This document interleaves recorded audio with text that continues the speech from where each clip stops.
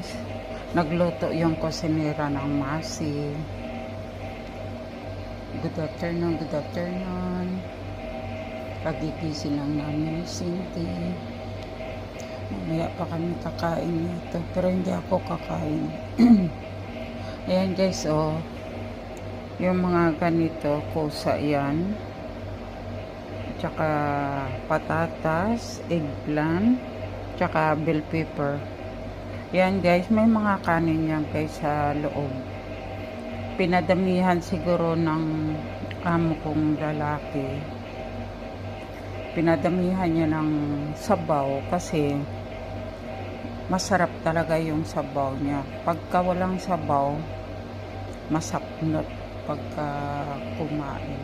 Ganun.